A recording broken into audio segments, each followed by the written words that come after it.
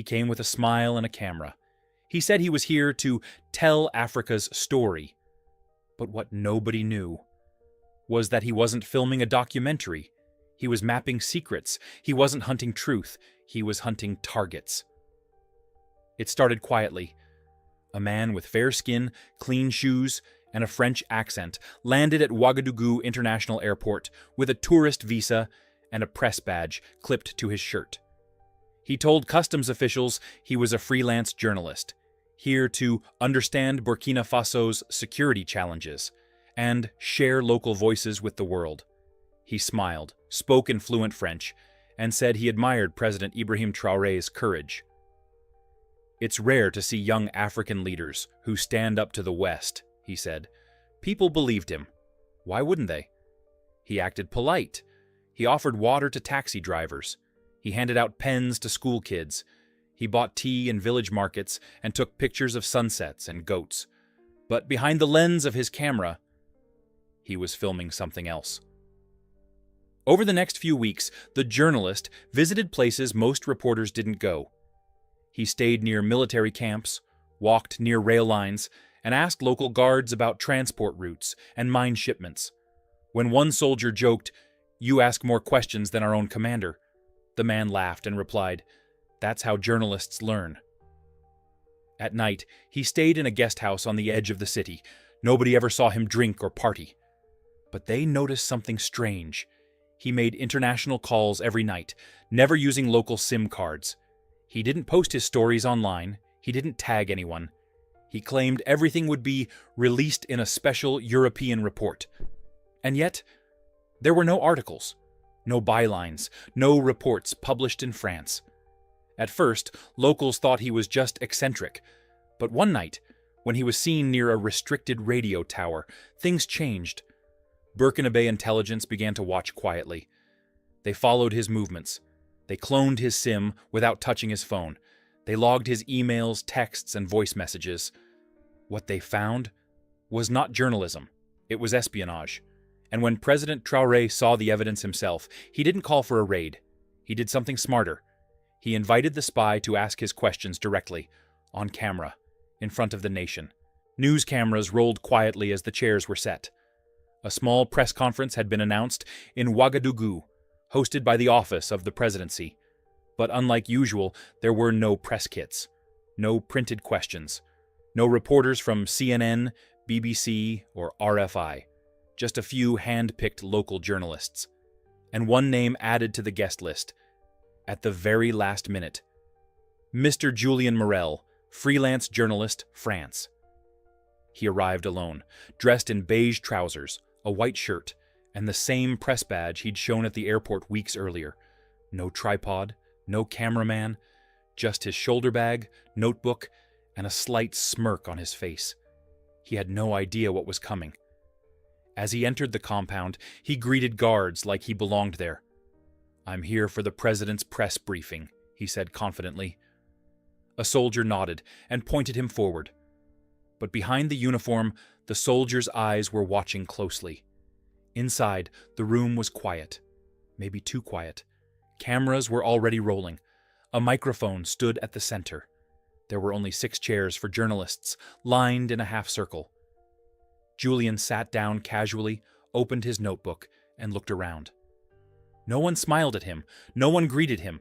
It felt cold. But he brushed it off. He thought it was normal. Maybe they were nervous around a European journalist. Then the door opened, and President Ibrahim Traore stepped in, calm, straight-backed, dressed not in a suit, but in his military fatigues. He didn't look tired. He didn't look rushed. He looked ready. Julien stood up and extended his hand. "Mr. President, it's an honor. I was hoping—" Traore shook his hand, firmly, and replied, "You've been asking many questions about us, Monsieur Morel. Today, I will answer them. But first, I have a few of my own." Julien blinked. Was this a trap? He smiled nervously, pretending to be relaxed. Of course. That's what interviews are for. But this wasn't going to be a normal interview. Because Ibrahim Traore hadn't invited a journalist. He had invited a spy. And the next few minutes would reveal just how deep the betrayal went. The questions begin. The camera's red light blinked softly. 6 journalists sat in silence, notebooks open, hands still. In the middle stood President Ibrahim Traore, calm, composed, and holding no papers.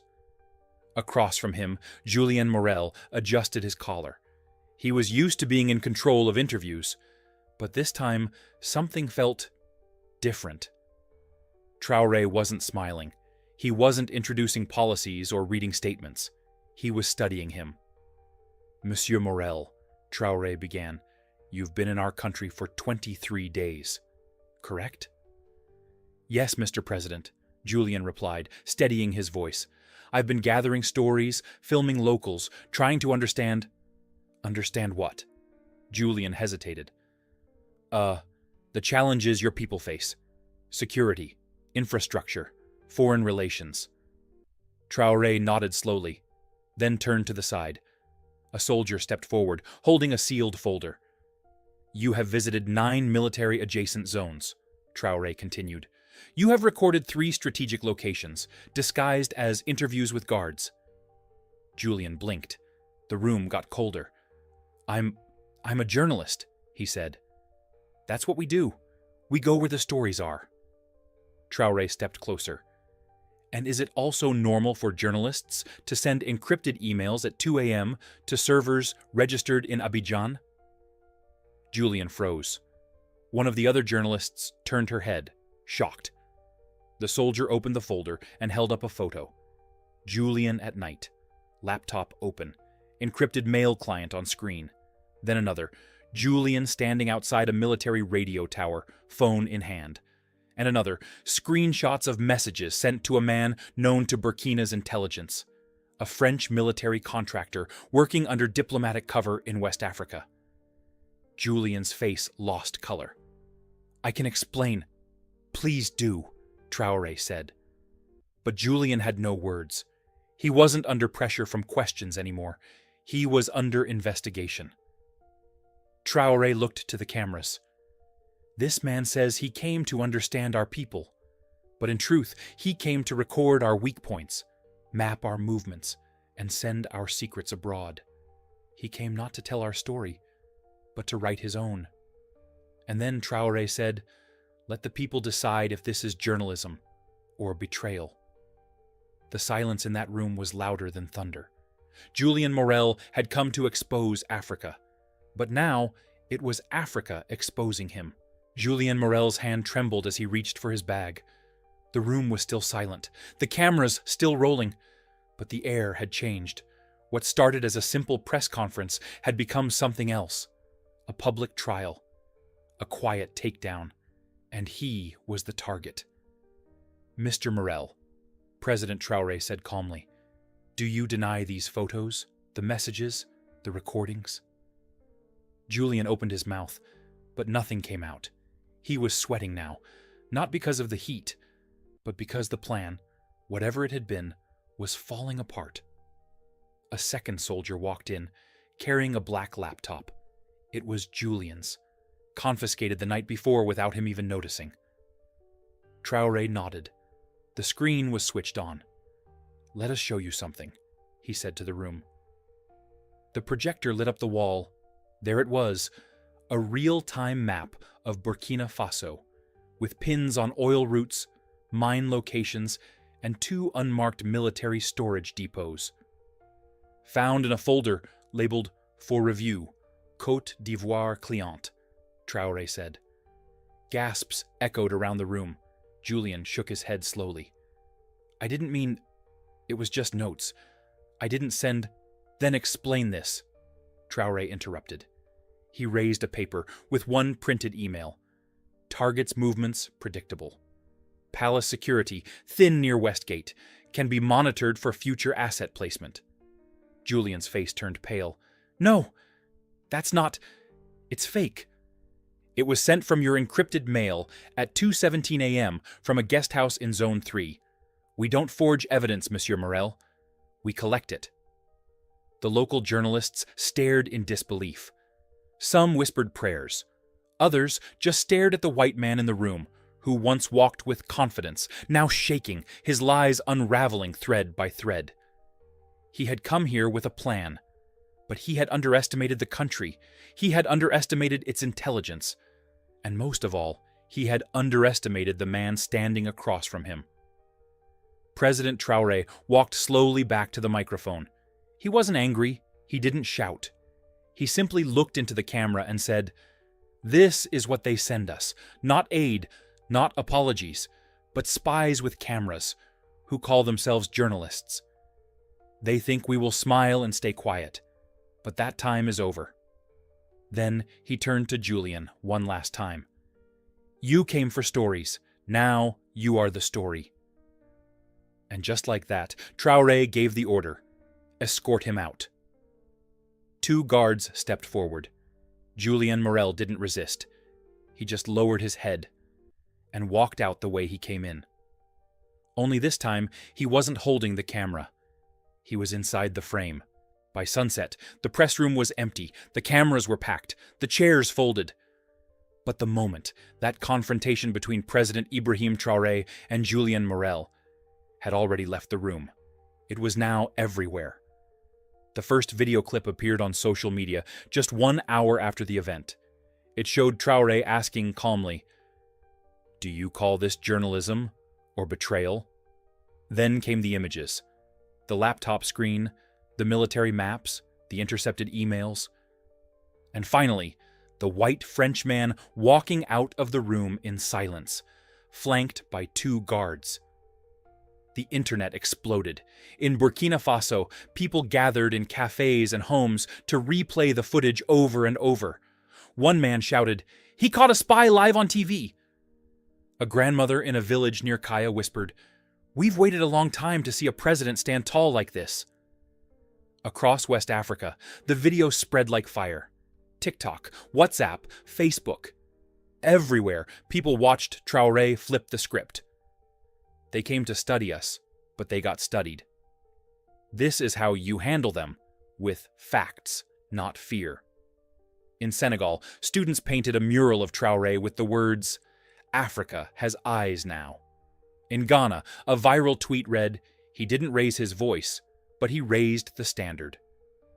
In France, however, the reaction was different. The Ministry of Foreign Affairs released a cold statement. "We are reviewing the situation and expect fair treatment for all citizens." But they said nothing about the evidence. They said nothing about the maps, or the emails, or the connection to Abidjan. Because they couldn't. Meanwhile, inside Burkina Faso, Julian Morel was under formal arrest, not for being a journalist, but for unauthorized surveillance and national security breaches. He was moved to a secured facility outside the capital. But it wasn't just about him anymore. This was about every microphone that had been used to gather secrets, every handshake that came with a hidden condition, every photo taken with smiling faces and double meanings. President Traore didn't make another speech. He didn't need to. The world had already heard what he said in that room. "You came for stories. Now you are the story." And as the video continued to go viral, one thing became clear across Africa. This wasn't just about catching one spy. It was about standing up to all of them. The video hit the internet before the press room was even empty. It started with one clip, just 40 seconds long. President Ibrahim Traore, standing calmly in front of cameras, saying, "You came for stories. Now you are the story." And then, the guards taking Julian Morel, the so-called French journalist, out of the room in silence. No shouting, no drama, just truth. That was all it took. By evening, the video had already reached millions. On TikTok, people in Ghana, Nigeria, South Africa, and Mali reposted it with captions like, "This is how you protect your country." He exposed him without touching him. Africa is awake. In Burkina Faso, shops stopped playing music. They played the press conference instead. Young people gathered in tea corners, replaying it on phones. Old men nodded silently at their radios. One woman in the market said, "They used to come with guns. Now they come with cameras." On TV, it was even bigger. National news played the clip over and over. But not just the walkout. They showed everything. The photos of Julian outside military areas, the laptop with maps of sensitive zones, the email to a contact in Abidjan titled "Palace Entry Point, Low Visibility." Nobody could deny it, not even the French government. But still, they tried. In Paris, they released a short statement. "We are following the situation and will ensure our citizen is treated fairly." But they didn't mention the evidence. They didn't deny it. They didn't even try to explain it, because they couldn't. Meanwhile, in West Africa, the feeling was different. This wasn't just about catching a spy. It was about finally seeing the trap and breaking it. Across borders, people shared the same message. Enough. Julian Morel, the man who came with a smile and a camera, was now being held in a military safe house. No interviews, no press passes, no audience. He asked to speak to a lawyer from the French embassy. But Traore gave his answer publicly. "We have a bigger case to answer, and it belongs to Africa." And just like that, the man who once came to expose others was now the one being exposed in front of the whole world. The press conference was over. Julian Morel was gone. Not out of the country, but inside a military detention site, waiting for trial. The world had watched it happen. The video had made it to every corner of the continent, but President Ibrahim Traore stayed silent. For 3 days, he didn't speak a word to the press. He didn't need to, because the evidence spoke for itself. But on the 4th day, he walked out of the palace. Not to stand behind a podium, not to speak to foreign reporters, but to address his people. The setting was simple, a school courtyard. Children sat on the floor. Farmers stood at the back, traders, drivers, students, and even soldiers. They all came. No one held a script. No one handed him notes. He stood in the sun and said, "They have been watching us for years.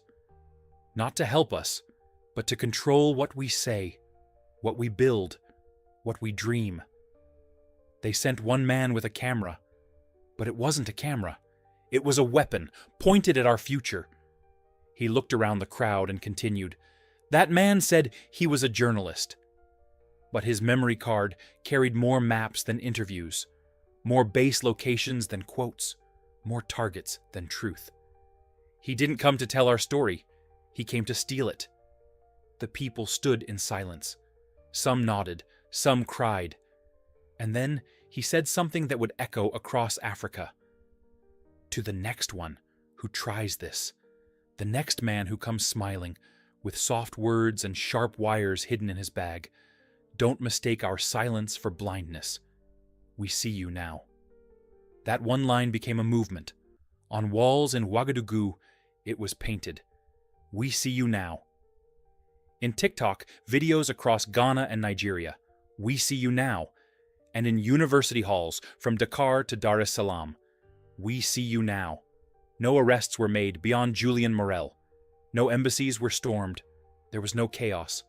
Only a quiet message, delivered with calm fire. "You taught us how to hold a camera.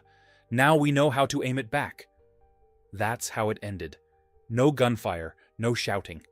Just one man caught in his own game, and a continent reminded of its power.